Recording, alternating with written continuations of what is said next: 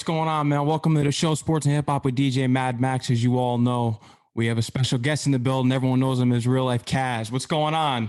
I'm doing all right, Max. How about yourself? How are things? I see you got the right colors on. Yes. It's a great time to be a Knicks fan, isn't it?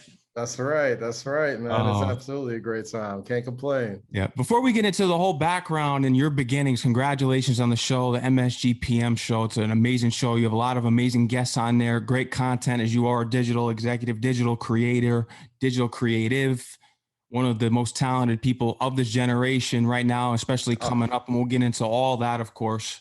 And I only keep it real. I only keep it real from you're creating your own publication, the Stash, the podcast that you have. You deserve your flowers, man, and that's why you're here tonight. Man, I appreciate that, bro. That's super nice of you to say. It's still, I'm still trying to get better at taking compliments, so I'll just say thank you for that, man. It really means a lot. Definitely. Becoming a phenomenon on Twitter as well. How do you like the Twitter world? Because you seem as though that's your main source for popularity. Yeah. I mean, honestly, I feel like I've been on Twitter for a long time, and Twitter just kind of like it fits me, man. Like, I'm a writer by nature, you know what I'm saying? And obviously, like, sending tweets is not at all the same thing as like writing and like creating, you know, scripts or any sort of thing that people would get paid for to write things with. But I mean, like, it's just always been a medium that I really enjoyed using, man. Like, it's real time. I've made some great connections there. I owe a lot of my success to you know, just being able to share on Twitter and building up an audience there, because a lot of the people that, you know, for the most part anyway, they try to get some sort of context when it comes to sharing content throughout there, and it's a little bit easier to move to other mediums. So I love Twitter, man. It's fun, and especially like during games and like talking to Knicks Twitter and talking to NBA Twitter, like it's just nonstop. There's always something to talk about. So it's like a barbershop, but on steroids. You know what I mean? I know what you mean. How do you feel about the Knicks team this year? You got to be excited, especially that you're doing the MSG PM show. You're rooting for the Knicks. You have all the bandwagon fans coming back now. They weren't with us when Ron Baker was on the team. They weren't there during the Fizdale years, the Hornacek years, the Fisher years. Yeah. But all of a sudden, here comes the crowd.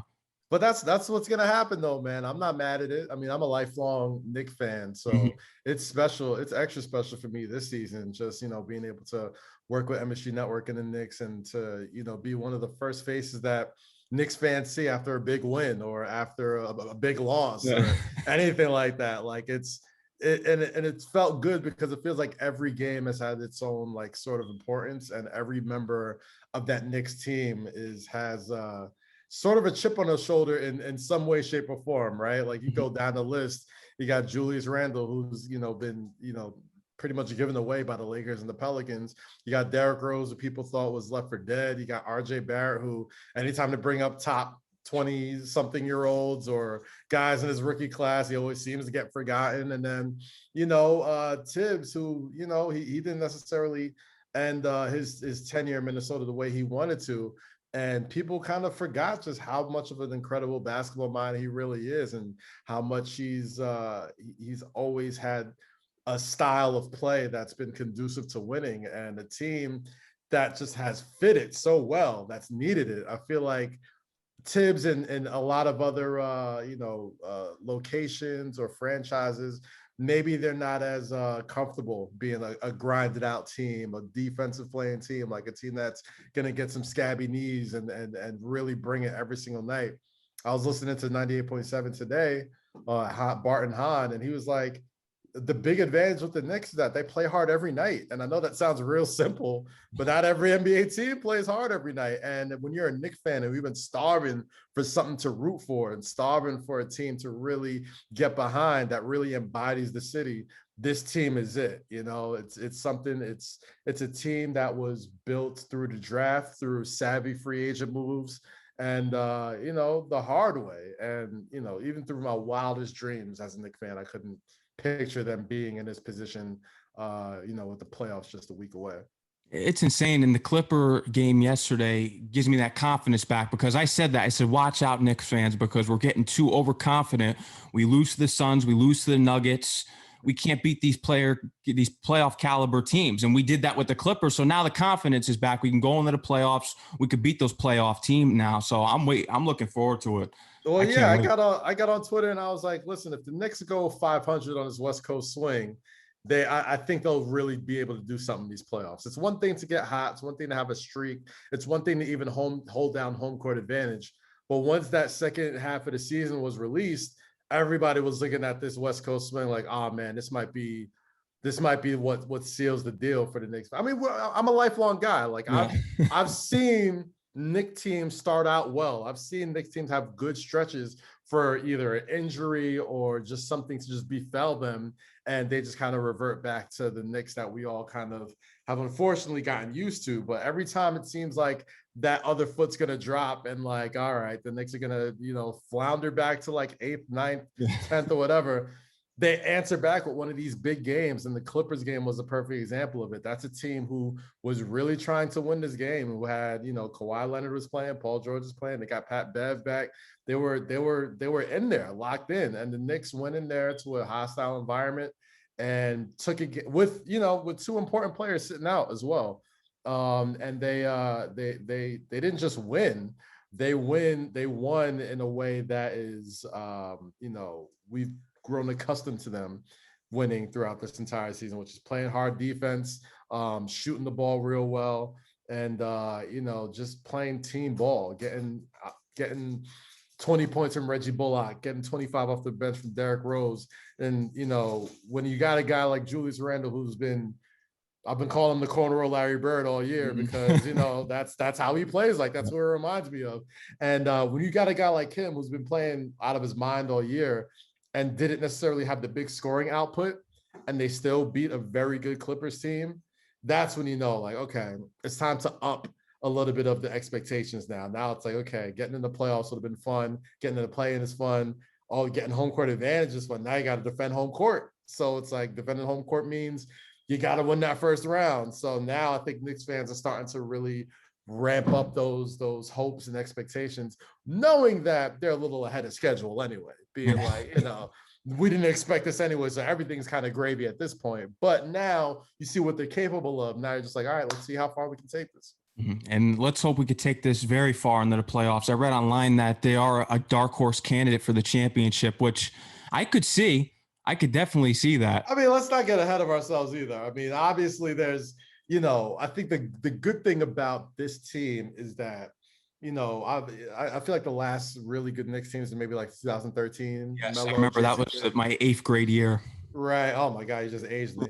And knowing that, it's like, it felt like that team, that was their best shot, right? Mm-hmm. Like, they got the good free agents, they signed big free agents, they made big trades, and it was like, all right, this is the best we can do. This is the best shot we got with this team. It feels like the beginning of something more, right? Like a lot of the important pieces to the team are either young, cheap, or tied to the coach, to where I couldn't see Derrick Rose or Taj Gibson playing for anybody else for the rest of their career. No. You know what I mean? So it's like, I feel like it seems really like simple to say, but this team just really likes each other. You could tell, like, there's an energy around not even just the players, but like, the commentators and the analysts and the people who work in the building. It's like there's a real sense of togetherness with this team, and I feel like it's attractive to other players. It feels good. Like, you are the A block when the Knicks are winning, even if you're not the most quote unquote popular team in the city or whatever. Like, it's a Knicks town, and New York's always going to be a Knicks town. Yes. So it's really fun, man. It's a really fun time to be a Knicks fan, and even though a championship would be nice, I'm not against that at all. No. I'm saying, I think what's really fun about this ride is that it's the building blocks, it's the foundation there. A culture has been reset. That's right. And now it's like, okay, now there's something you can build on. Now this is something that star players want to come here and see, wow, this is what it's like when the team is in 3rd or 4th place and doing really well. Can you imagine what it would be like if they brought Larry O.B. home here? So it's exciting. That would be insane. I was reading online today that the Knicks could target Kyle Lowry in the offseason. I'm curious who the Knicks are going to bring in, because I feel as though the chemistry we have now, I don't want it to go south. And then all of a sudden the Knicks are back in the 8th seed, the 9th seed, all the way at the bottom again. I feel as though they're rolling good here. All we need is one more player, I'd say, that's a star caliber player that fits well with the chemistry that they have now, and a good draft pick. Yeah. I think, I think the Knicks front office has done a tremendous job finding diamonds in the rough, right? Like a lot of these signings, like I remember when, the Knicks they pretty much kept the same team that they had last year, give or take a few players or whatever. And a lot of people snooze that a Nerlens Noel signing and a Reggie Bullock signing and Alec Burks and like all these guys that don't necessarily jump off the page and aren't like the lead story on SportsCenter when they have a good night. But you ask any New York Knicks fan, and you will shake somebody for Alec Burks. Like you will go hard. Like and I feel like even with a guy like Obi Toppin, right, who came in with a lot of fanfare, a lot of repick, almost a lot of expectations coming into the season as the reigning National College Player of the Year.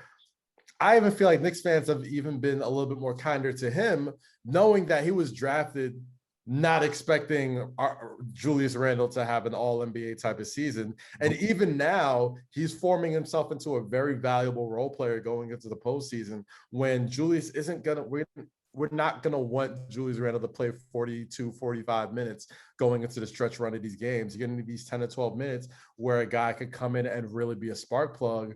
And he already got that spark plug in quickly. You got that spark in Alec Burks who can take over games. Now Obi Toppin is starting to come around as a dude who could really energize that team and keep those second units, which – if you watch any Knicks game, those second units is what has been the difference between most of those games because Derrick Rose going up against second string point guards is almost unfair sometimes where he can just get whatever he wants anytime. So now you add that with a guy like Emmanuel Quickley who's going to be on the all rookie team and Obi Toppin who has a lot of talent going against non-lotto players. So he can build up his confidence and hopefully next year you add another rookie and that dude has another year of confidence in him. So the sky's really the limit with this Knicks franchise, man.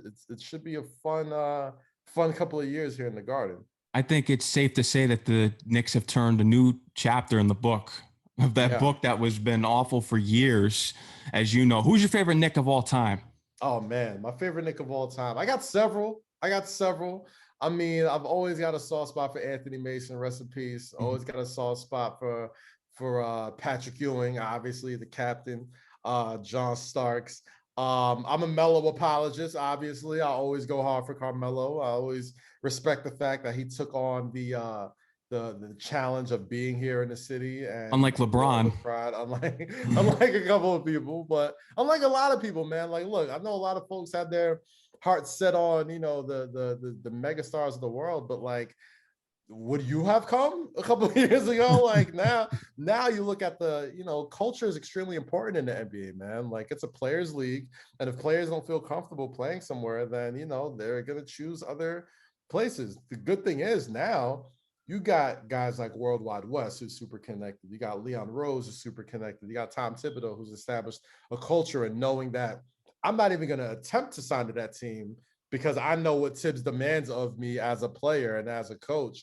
So, I mean, there's a lot of things that you can really be excited about with them. But as far as like my favorite guys, I'll always going to have love for Melo and Patrick Ewing. And honestly,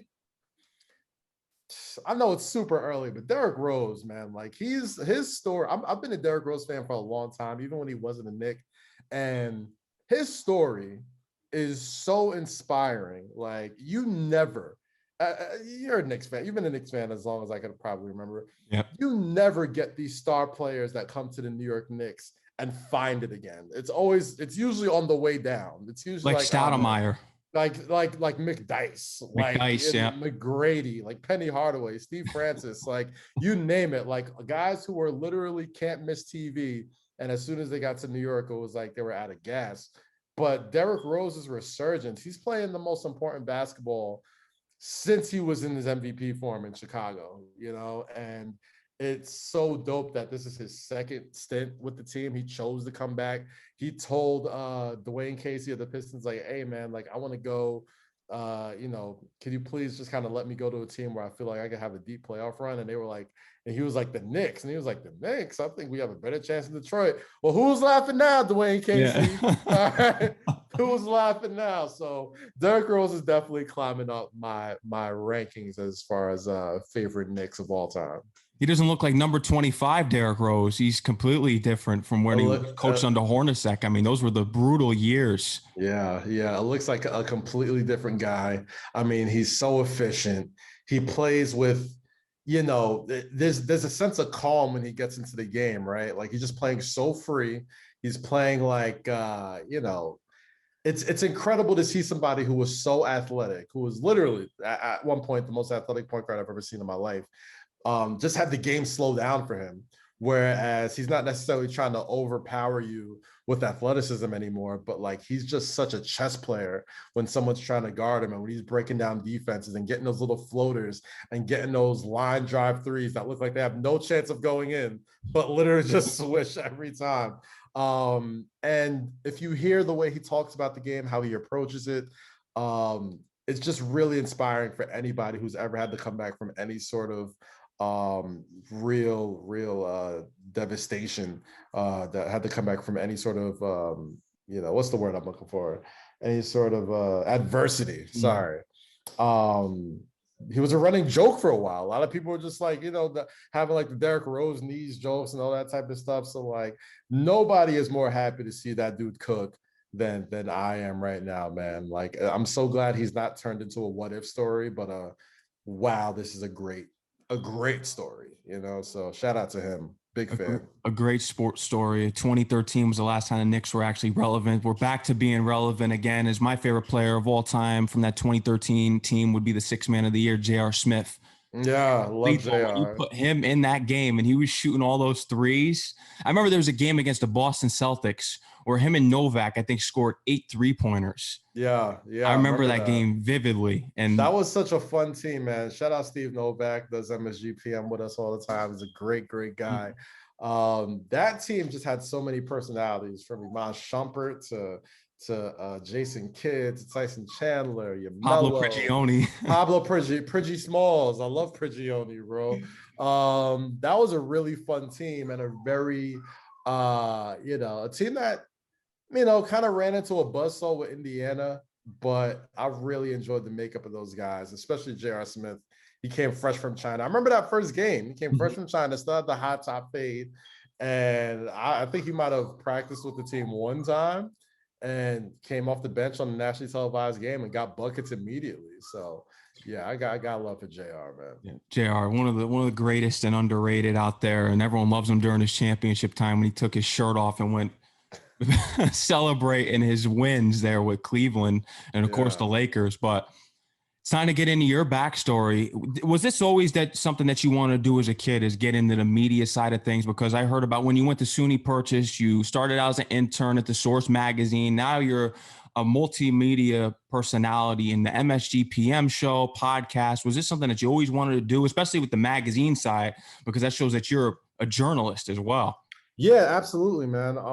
Initially my first major before I went to Purchase, I was into business management, and I wasn't really a big fan of that. I kind of only took it because I was playing basketball there and I had to major in something. You're a big athlete, that's right. Exactly. So once I transferred, I was always a big fan of Slam Magazine and the Source and XXL, and I always was like, man, I want to just be able to create one of these magazines or get my name in one of these magazines or write it, because I always just loved the writing. I was a big writer back then. So I switched my major to journalism, and a lady by the name of Mary Alice Williams was like the first person who really gave me, is that my dog? Calm down, Pootie. Calm down. I'm whining and everything. Professor by the name of Mary Alice Williams. She was the first ever female anchor at CNN. And she was one of my first journalism professors. And I didn't really have a ton of broadcast journalism experience up until that time, but I just wanted to try it because I loved Stuart Scott and I loved Scoop Jackson and Stephen A. Smith and, a lot of these guys who, had an illustrious pen, But as I'm watching, how I wanted to be a journalist and wanted to write and stuff, I was like, okay, well, what's the end game there? Because you can write as long as you want, but if you're not elevated, what's the big elevation there? And all the guys that I liked on TV that talk sports, all were writers at heart and started off as writers. Even people like Skip Bayless, who I'm not the biggest fan of, but like, he's an incredible, you can't take away what he's done as far as like being like a writer and a print journalist. So kind of saying like, as I've kind of grown from there, Mary Ellis Williams was the first person to really like give me the confidence to be like, you can do this TV stuff. Like she media trained Barack Obama when he was getting ready to go on the Democratic National Convention. She media trained and worked with guys like Brian Gumbel, like some of like the biggest anchors on the world. And once she gave me confidence to, really pursue this, that's when I was like, okay, like there's an end game here and I could make it there.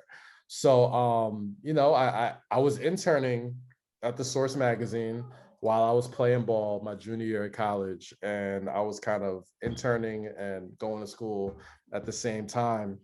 And eventually I got hired there, but I was still in school. So I was there as a staff writer and doing, writing stories on like Jay Electronica and Wale at day, and then like zooming over to like my last semester at SUNY Purchase at night. And that kind of like began the hustle for me. Like that's when it was like, all right, well, you got your foot in the door, and now it's time to really start like elevating that. But knowing that she had trained like Bryant Gumbel and all these CNN folks, I knew I didn't want to be that. I knew I wanted to lean more to the Stuart Scott lane, because he was the first person I saw that was an incredibly talented journalist, but was authentic to himself and didn't seem like he was kind of like trying to do a not a second rate version of anyone else, but it let me know that it was possible to go out there and be you and still be super legit. So that was kind of the way I saw myself evolving from, a writer to an editor to, creating my own magazines to, doing TV, writing for TV, doing as much stuff as I creatively could do possibly, because I always feel like most creatives aren't necessarily held to one medium of one medium of expression, right? Like writing was one thing, then it became TV, then it became podcasting, then it became, designing and, all that stuff. So I've always really wanted to, dip my hand into as many things as I could, because, I didn't want to leave any limits. I wanted somebody to see what I do and be like, yo, you can do that too, because there is no rules. Who says you have to just be newspaper? Who says you just have to be TV? Who says you just have to be radio? Like, why not do everything as good as you can, as long as you can, until somebody tells you no? Or you could just create your own stuff and make that work. So I've always enjoyed it. Always enjoyed it. That's a fact. And something that's interesting was that with your school at SUNY, you were putting together performances, and one in particular with Drake. You were able to chop it up with him, and you actually wrote a story about it for The Source. Yeah. So that was, funny enough, that's how I got my job at The Source, right? So like so I'll tell you the story. I was interning there for a minute, and I was still writing stories. And granted, anybody who knows anything about The Source knows that, like, it wasn't the Source of its heyday, right? Like they were still trying to like get back up on their feet after a lot of their controversy. But I saw it as an opportunity. I saw it as like, all right, well, that's not the best thing, but like I can make the most of it and try and go for it, right? So I was, one of my good friends, Jeff Levin, he was the head of events at school. And every year we threw a concert at our campus called Culture Shock. And Culture Shock, anybody who's been to SUNY Purchase is a very alternative college. All right. There's lots of, it's the motto is keep Purchase weird. It's a very weird place. But they knew I was working at The Source. They knew I had, interviewed a bunch of artists and a bunch of talent.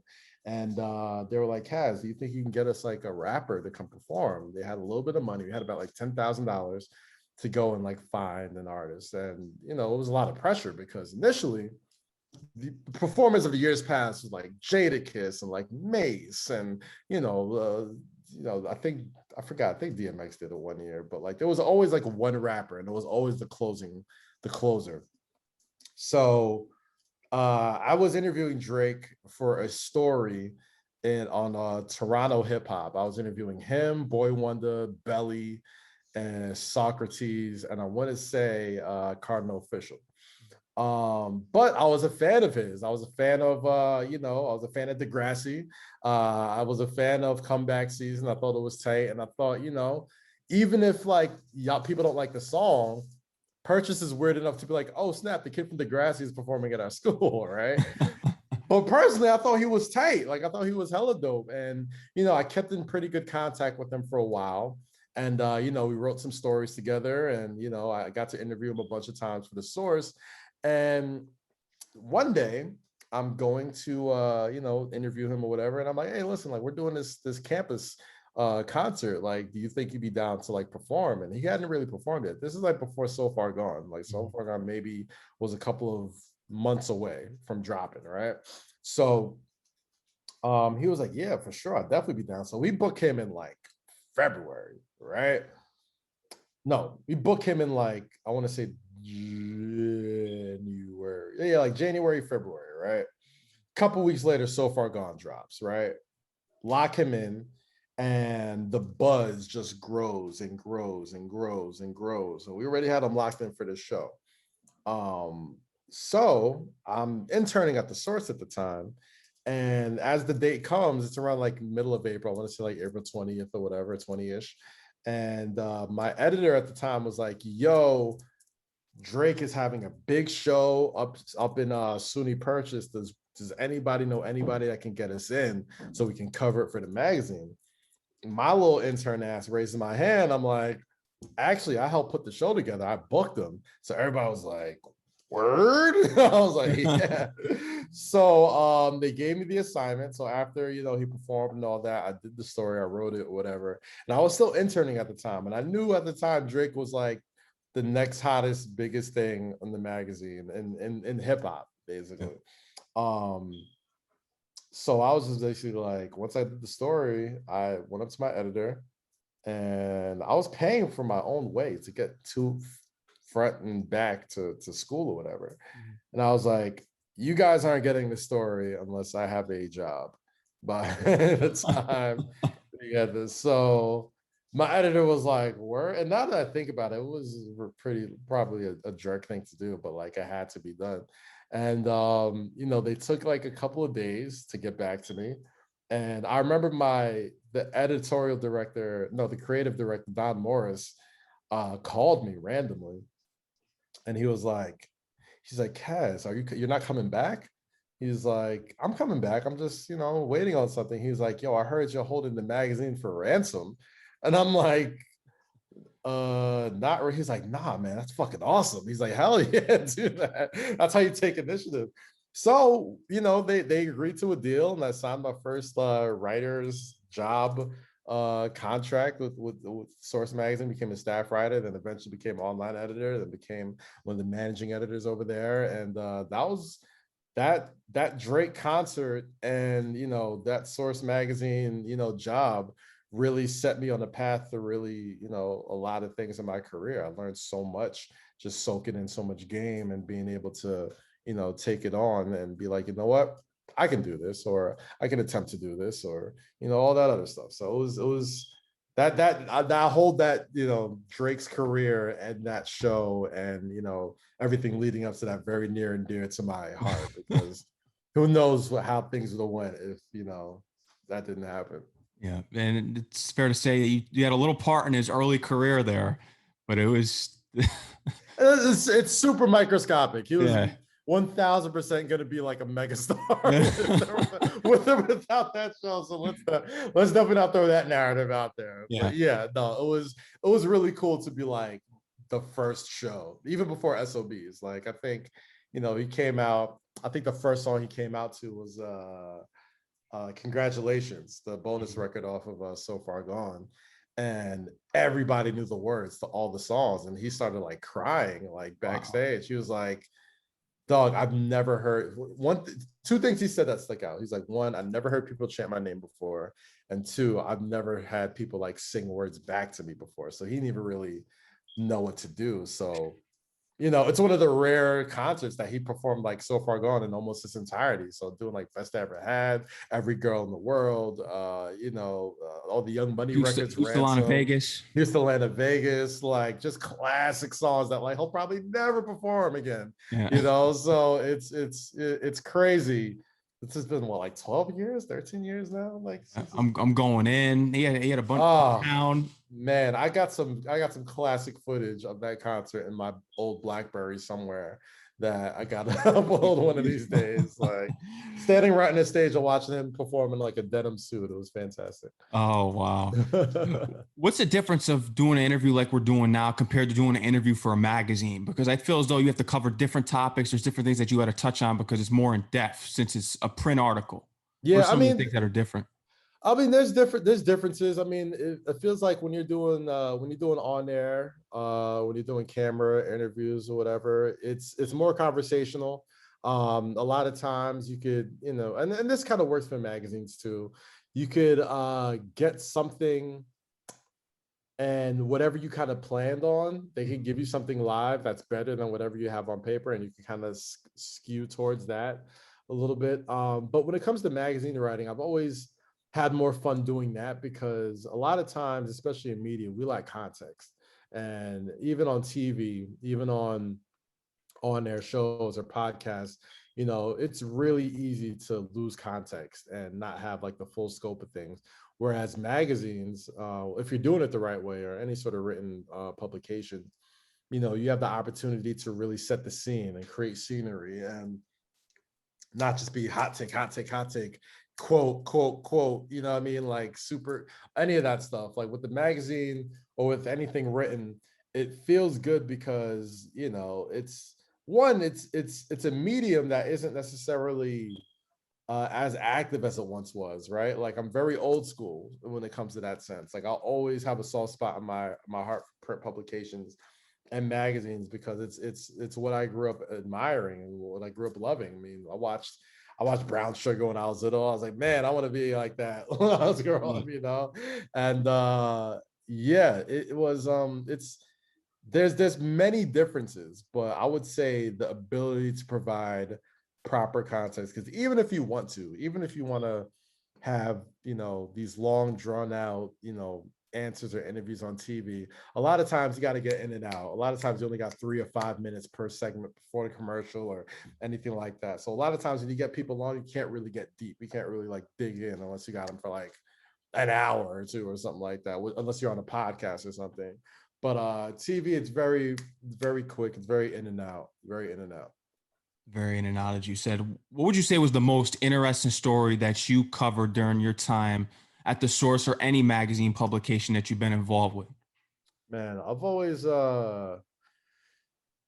there's several. I mean, like I've always really, like, as time has gone on, I've really admired my time at the Source because I didn't overstay my welcome, right? Like I feel like when you're writing music, when you're writing about, especially hip hop, it's a very generational genre of music, right? Oh, I don't want like 40 or 50-year-olds writing about like Lil Pump and Lil Uzi. Like that's not your music. That's not you wouldn't, even if you try your best to articulate it, like nobody's gonna care. The people who listen to that music aren't gonna care what you say about this guy's song. But when I got to the Source and, I was one of the youngest people there, still fresh out of college, a lot of the guys I were covering were like my age mates. So even the people that were over at the Source didn't even really want to cover like J. Cole or Mac Miller or Wiz Khalifa or Nipsey Hussle or, Drake or, any of these people. Like I was all over the freshmen. I was all over like the crop of people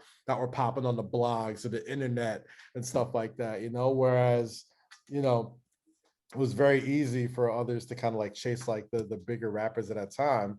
So I would say like, in my Source days, I loved I did Big Sean's first cover story. And that really meant a lot to me because, Big Sean was the guy that I really championed for a while. and he was the cover of the Rookie of the Year cover, and I think he shared it with Rick Ross for the Man of the Year cover. And this is around the time where like I really believed in Big Sean. I think he had just dropped, Finally Famous. He had the Detroit mixtape that dropped out as well, and I was really championing him for a long time, and he's always been very appreciative of that cover, of that story. And I think the last time I spoke to him was doing the DJ Khaled podcast, and got to catch up about that, which was really cool. But on top of that, man, Stash magazine was, a labor of love. That was like some real dream come true stuff. And being able to create those stories, and two stories in particular, one with Wiz Khalifa and another one with Pete Davidson. Pete's a guy who, I had known for a while before, he had gotten to like Wild 'N Out, and just watching him, kill the comedy clubs, and knowing him through Nick Cannon and friends of Nick. And we were both Staten Island guys. Like we would take, when I was like writing at the Source and he was doing stand-up, we would both take the express bus back from the city back into Staten Island and just shoot the shit about, life, and just being like, he was just so young at the time. Like, he was barely allowed to even be at the clubs he was performing at. But he was always just like, man, what you do is so cool. You get to like, cover stories, write music, and I'm like, dude, like you're on TV all the time. And, so being able to, even though we did one issue of Stash Print, doing that story with him, doing that story with Wiz Khalifa, where we got to follow him on tour, doing a story with Carrie Champion, like when she had really started getting into the ESPN bag, and being able to tell those stories through certain lenses, always have a special place in my heart. I still keep a Stash magazine. If you come to my house, there's either one laying on a night table or a coffee table or something like that. And it's always really cool to pick up and look at whenever I get the chance to. They were released quarterly.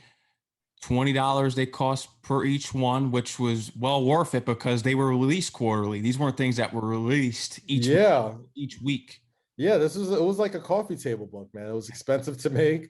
Shout out Steve Stout. I mean, Stout, he believed in the vision a lot, man. And I loved, being there at that time because he really believed in like doing stuff that made sense culturally, right? Like he was always a big believer of, even if it doesn't make money right now, it will make money eventually, because he was always very tapped into what, was happening in the culture, and knew that having an established voice and an established name, and that was always going to work out in his benefit. So I really loved working with him and help bringing that vision to life because of, he bankrolled it.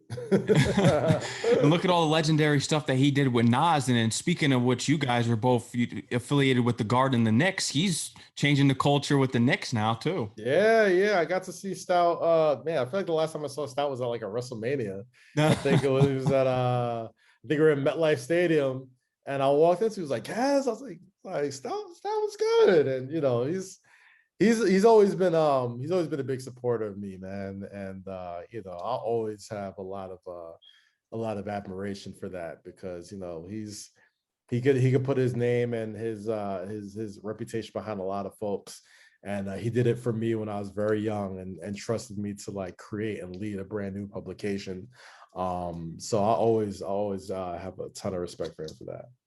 Something that's interesting about your story is your story of being at the Hip Hop Wired, because unfortunately you were fired from there, but how were you able to gain that confidence back into creating your own publication? Because a lot of times when you're fired from a place like that, it wrecks your confidence. So I'm trying to figure out, how did you gain that esteem to just build that name back up for yourself? I'll be honest, getting fired isn't as bad as everyone makes it out to be. Like, especially if, you're a creative. Like, a lot of times being fired just means like you just kind of need to shift your direction. You need to shift your focus.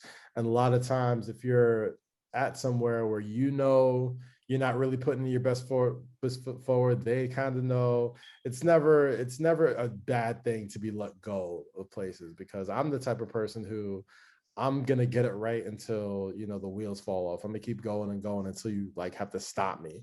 So it wasn't even the thing about getting my confidence back. I feel like when I was at Hip Hop Wired, and shout out to Alvin Blanco, who I love working with. You know, it was great. It was the first time I was at a publication you know, after The Source, that really felt like, you know, this is how media, you know, this is how digital media should be run. You know what I mean? Like, I was kind of learning on the fly at The Source through no fault of The Source of their own. I mean, I was young and I was just kind of like, well, I'm just going to do what I think works. And there's nobody here that's going to tell me yeah or no, because I'm the only guy here, right? But you know, being at Hip Hop Wired is, you know, being at Mogul Media, which is, you know, being under the Bossip umbrella and all these like really huge websites. And you know, there was good and bad to that. There was definitely a lot of good because it was working with Black folks and knowing exactly how to make this thing work. And you know, they know the digital game better than almost anybody. But you know, at the same time, I wasn't necessarily covering stuff that I loved covering anymore. You know, like I wasn't.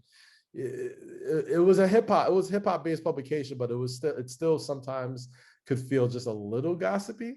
And you know, I wasn't really, you know, the biggest fan of the stuff I was covering at the time. And, you know, I knew how much it took to create change and create, you know, new franchises or new, you know, video, you know, forays that we've done. So it was a lot. It was a lot to kind of put forth. So I wasn't necessarily down afterwards. Like as soon as I got let go, you know, translation called and they were like, you know, we're looking for a guy with sort of your expertise to kind of help build out this, you know, this sort of editorial space that we want to own, that doesn't feel like an agency ran piece of editorial. So it made sense to bring in somebody from the outside that wasn't just like, you know, a guy who worked there that was just going to blog on the side, you know. So it almost worked out perfectly. And you know, I always feel like I leave places with good intentions and good, you know, and good vibes. So I really enjoyed my time at Hip Hop Wire, and I really learned a lot. And it led me to, you know, like I said, getting fired is never a bad thing. It just always shifts your direction and shifts your focus and lets you kind of know what you're down to do and what you're not down to do. So can't be mad at that. Yeah, when you get fired, you got to take the Paul Pierce approach, go on IG Live and just laugh it off. I wouldn't do all that. Matter of fact, I wouldn't suggest IG Live for anything. No. Like, unless you're on Versus, like IG Live, like once you're on IG Live, you just know things have gone bad in your, in your life. So no, I wouldn't suggest that at all. Oh my goodness. Ugh. From there, I think the fans of yours would love to hear how you got involved with writing at the WWE, because the WWE has their cult fan base. It's insane how rappers play a part in growing up as fans, as wrestling fans, because it tends to be, you know, it's rednecky. We could say that. It's very a little bit. It's definitely Good Old Boys Network. Yeah. But yeah, I mean, listen, I always feel like creatively I've been extremely fortunate because people always say like, oh, how do you find the time to do all these things? I'm like, I would do this stuff for free, man. Like, this is fun for me. And when it came to the WWE, I was a lifelong fan. And I had just came off of doing stuff for lots of TV. I was doing stuff for, you know, Marshawn Lynch and Facebook Watch at Bleacher Report. I'd done stuff for MTV and MTV2. I had done stuff for Uninterrupted. And there was an opportunity at WWE to kind of like join their, you know, head up their digital department. And at the time, I had my own podcast, my own wrestling podcast that I was doing for fun. And, you know, me and Wale used to, you know, hit wrestling shows together. So like, I knew a lot of the wrestlers already, you know. So when you're applying to WWE, they do a deep dive into your life to make sure, you know, you are who you say you are. And as they did a deep dive, they were like, okay, great. Like, this is a nice, you know, we can have you do this digital thing, but like, you know, we looked into it and like everybody here already knows you. They're like, all the wrestlers kind of knew you already. And like, you know, a lot of people that, you know, follow you online and follow your podcast, like they know you. So they were like, is there anything you would want to do if you were to come work here? And I was like, anything? They're like, literally anything. I was like, one of two things. I'm like, one, I'd love to either be a on-air talent interviewing folks, or I'd love to help write the show. And they're like, write the show. They're like, great, come here Monday. We'll interview you, blah, blah, blah. And, you know, we'll see how it goes. So on top of that, man, like it was working for the WWE was one of the most, and I say this a lot about all my places that I've worked at, but working at the WWE especially was one of the most fun times of my life because I got to travel the world. I got to work and write with and write for people I grew up cheering for and being huge fans of. Every day at work, every time, didn't matter what city you were in. And obviously, this is before the pandemic. This is before, you know, this is back when they were doing live shows and live crowds and everything.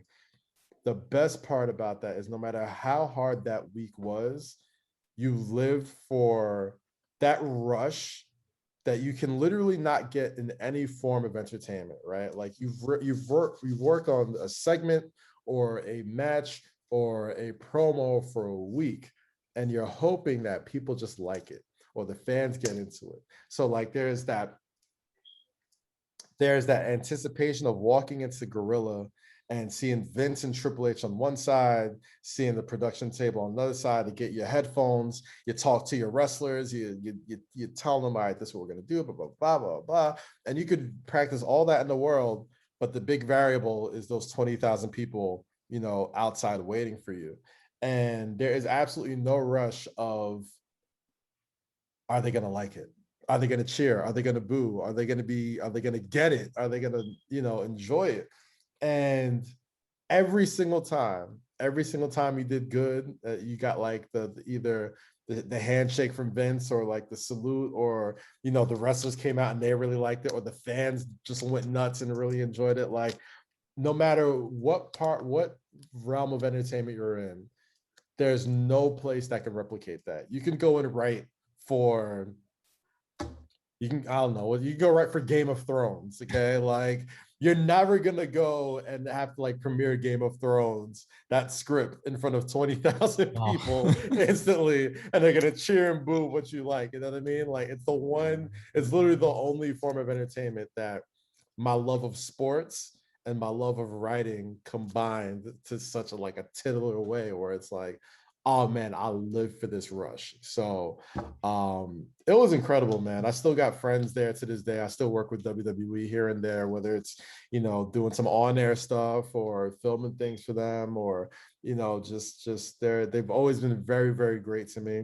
I've gotten to do some great collaborations with Foot Locker and Wale, and WWE getting the sign off on it and them loving it. And of course the talent, I'm still, you know, I'm watching Raw right now. I'm watching like the New Day, watching Kofi and Woods and Omos. And, you know, these are my like real life actual friends who know my fiance, know my family, like, you know, and it's like, man, that's crazy. It's crazy. Like Randy Orton. I'm watching Randy Orton right now. Like I grew up watching Randy Orton, and like that's like a guy I can literally be like, oh, that's my guy. Like he'll see me and what's up, and it's like it's still trippy to me. It's still trippy to me. Isn't it crazy though how the whole beef panned out there with Soulja Boy and Randy Orton? Them going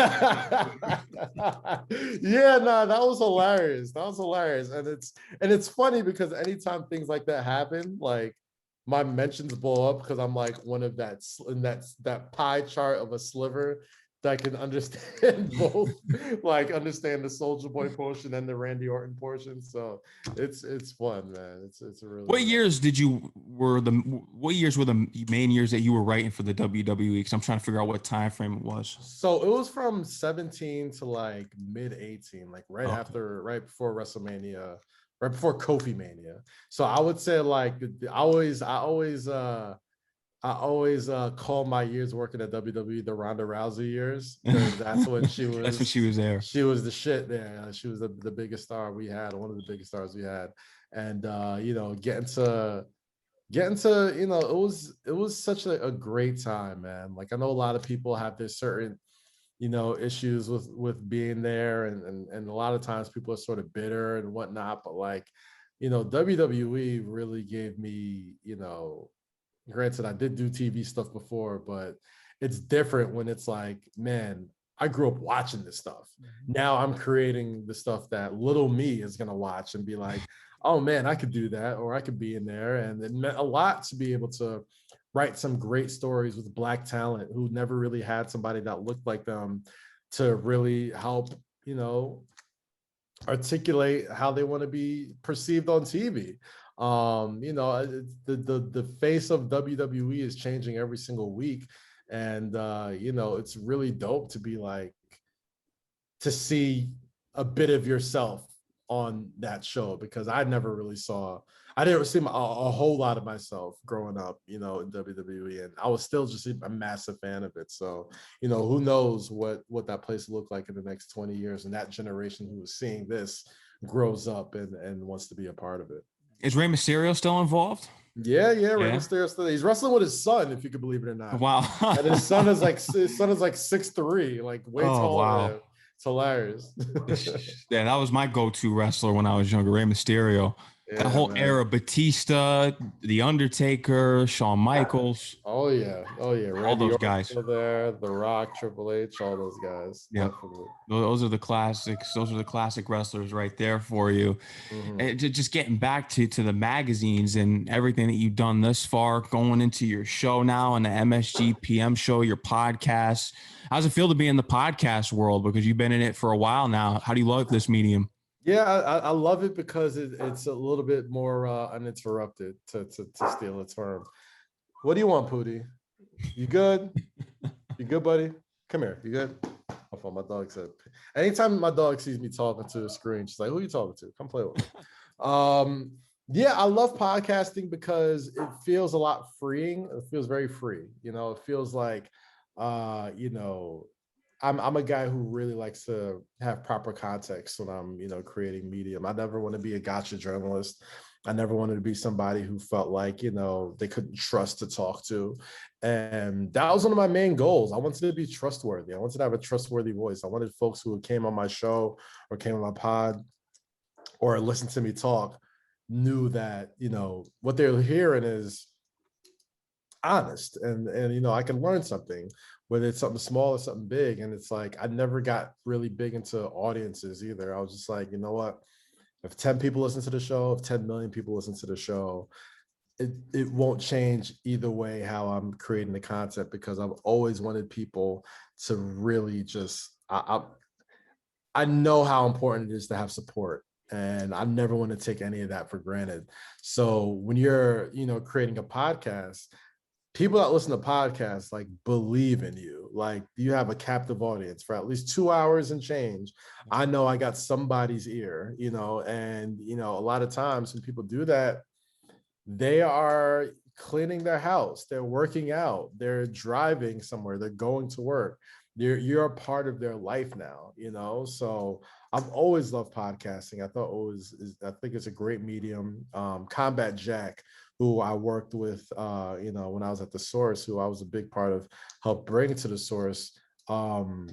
He's always been an inspiration to me, and he continues to be, even after his life was after he passed away. He was somebody who was always big into podcasts. Obviously, the Combat Jack show is a legendary show, and anytime I do my show now, I always look to him for inspiration. I always look to him to, I obviously would never want to, try and I wouldn't be in the podcasting if it wasn't for him. Like, he was always telling me for the longest time just about how much that media means, and what the audience is. Even now, even in 2021, where it seems like everybody has a podcast, even now, like young Black men and women, we're still the super minority when it comes to the audience. Like, it's still it's still a medium that's really ran and decided by, like, white people. And Combat was absolutely a pioneer in that. So I would hope that the folks that either came up under him or did any work with him or admired him in any way, shape, or form continues to keep that legacy going. And there's a lot of voices out there that want to be heard, that that people want to hear as well. So I always got so much love and admiration for Reggie Osei, for Combat Jack, for that. What is your overall goal that you want to accomplish, or something that you want to get into next? Because you've been in the media side in digital or magazines, and now podcasting and a live show on MSG. What is that ultimate overall goal for your career?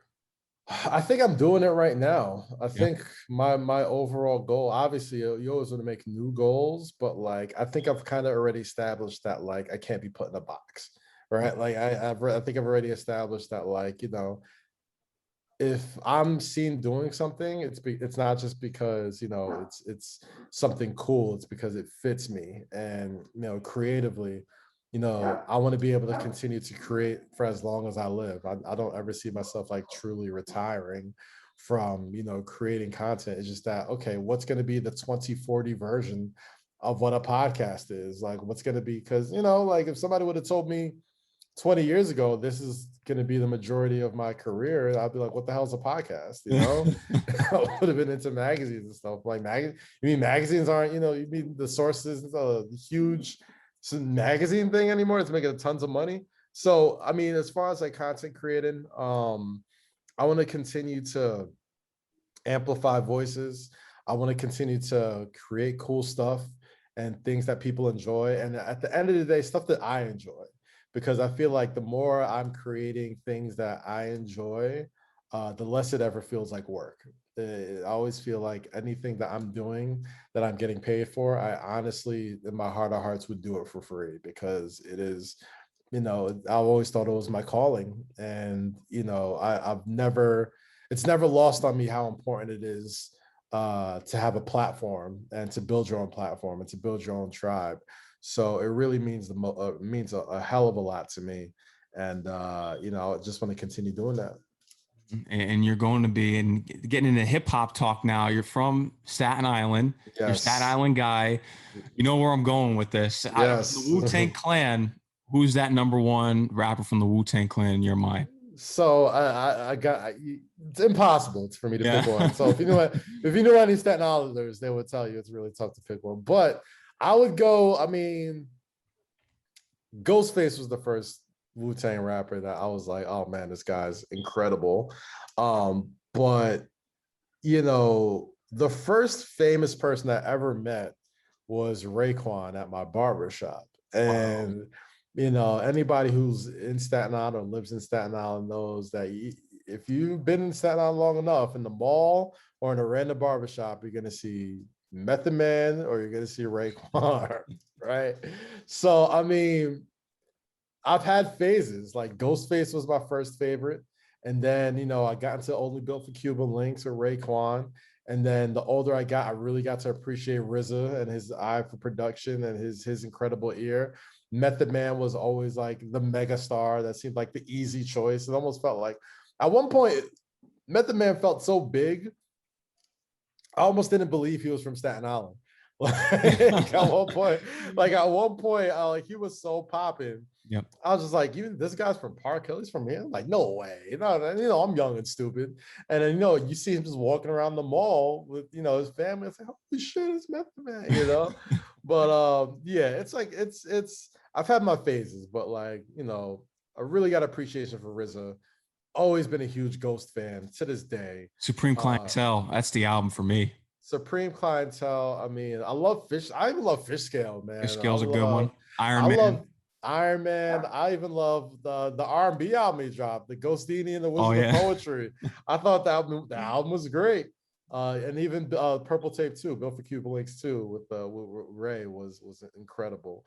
But yeah, man. Yeah, those are my favorites. Mm-hmm. Besides Wu-Tang, who's your top 5 hip hop artists of all time?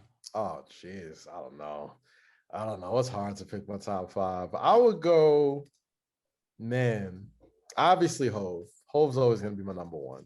He's always going to be the best to me. What was it? My fault. Hove is always going to be number one to me. I'd say you could probably throw Kendrick on there for mine. Wow. Yeah, he's in my top 5 ever. Man, I'm a big, I feel like it changes every time. Like, I'm a big 3 Stacks and Outkast fan, obviously. one time I was a huge like DMX fan. Huge DMX fan, right? So I would say my top 5 would go Hove, Kendrick, Big, man, Nas, Hove, Kendrick, Big, Nas, and lowest the keys. I'm gonna go Missy Elliott. That's crazy. I'm gonna go Missy Elliott because Missy, I feel like for some reason when people bring up like Missy, people just kind of glance over like her reign as like one of the best. You know what I'm saying? But like she's just as a creative, one of my favorites. But actually, I'll give her a bonus. I'll throw Lil Wayne to round out my top 5. I'll throw Lil Wayne. Where's Pac in there? Where's Pac? Listen, I love Pac, but he's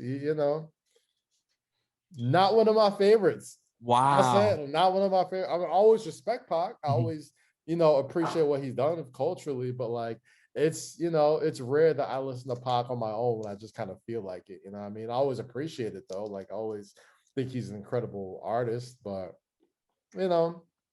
East Coast ears, man. I got very East Coast ears. Okay, I get what you're saying.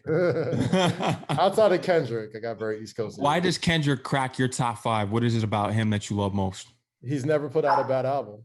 Like no. I think Damn was horrible. You thought Damn was horrible? Yeah. Pulitzer Prize winning Damn? Yes. You thought Damn was horrible. Oh, yes. I like Duckworth, but the rest of the songs on there I couldn't get with because I was a big Good Kid, Mad City fan. And it's just because I'm someone I'm not a big fan of the new mainstream music that's out here. We have the mumble rap culture.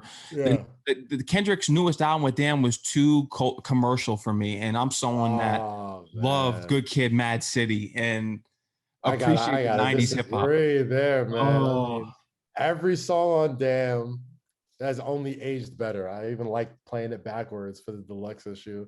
I liked the Untitled.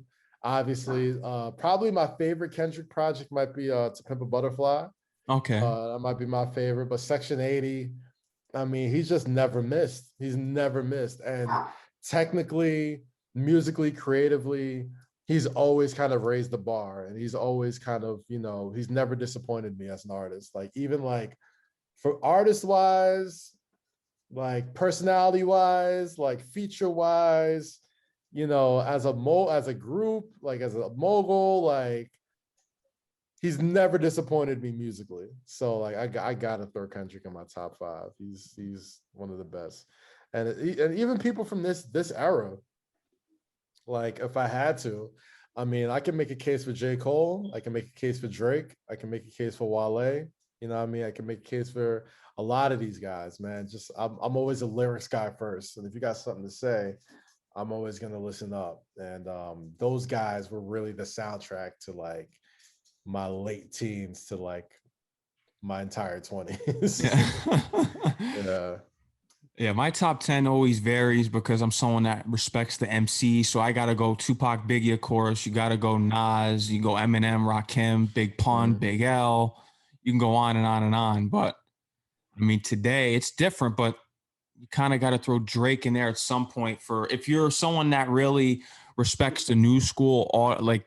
Yeah, people are always hesitant to put Drake in their top 5, maybe because he sings too much or he's got too many hits. But it's like, yo, bar for bar, he could still go. You know what I mean? So it's like, say what you want about the dude. He's really got it. So I won't be this.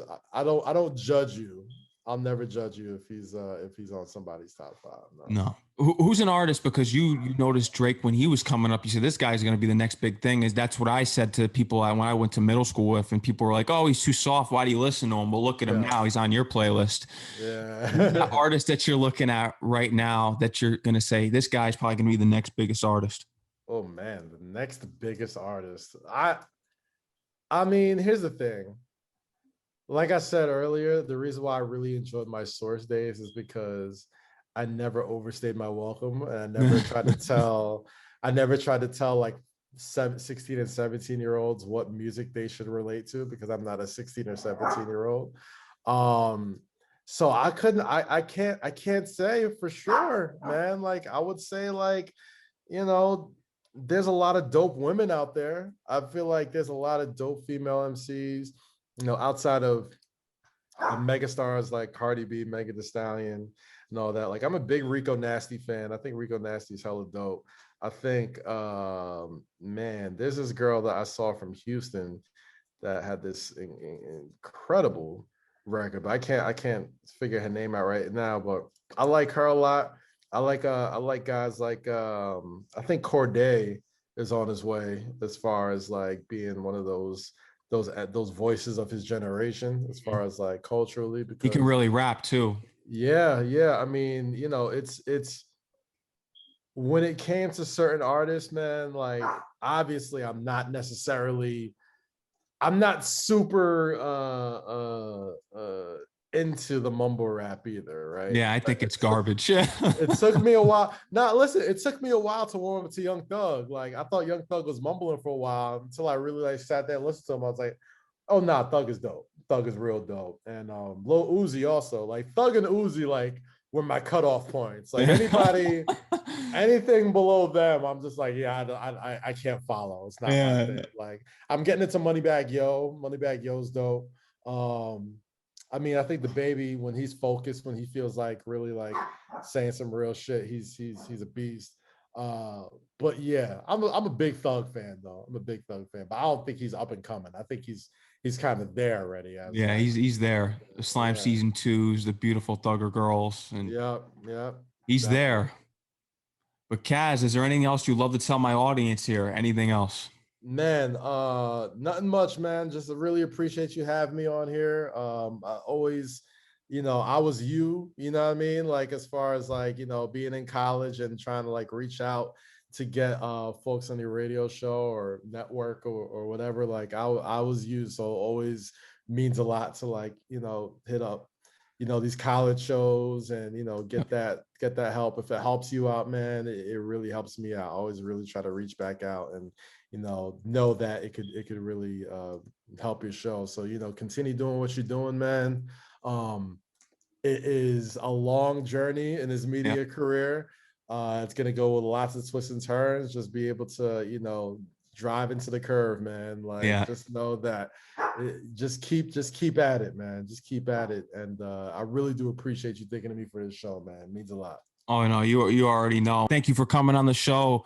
Shout out to Kaz, one of the influential creators out there right now doing this thing, MSG PM Show. You can check out all of his podcasts. Make sure you follow him on Instagram and Twitter, and tell him your Instagram and Twitter handles and where people can tune into your podcasts. Yeah, you can check out Say Less with Kaz, Lowkey, and Rosy every Monday on all streaming platforms and on my YouTube page, youtube.com/Kazeem. Also, you can follow me on Instagram and Twitter at Kazeem, KAZEEM. Check me out on MSG PM after every home Knicks game. And I think we should be back in the AM once the season ends. Yes. So we'll see how that goes. And check me out on the Masked Man Show with the Ringer. And we got some great stuff coming out with Spring Hill as well. So I'm all over the place, man. That's right. Make sure you go check him out. Subscribe to his YouTube channel. Subscribe to my YouTube channel here, Sports and Hip Hop with DJ Mad Max. And we'll be back Wednesday night as usual. And tune in to Mad Max Radio on Live 365. And we are out right now. Kaz, I want you to take care and enjoy the rest of your night. Appreciate you, man. Yeah.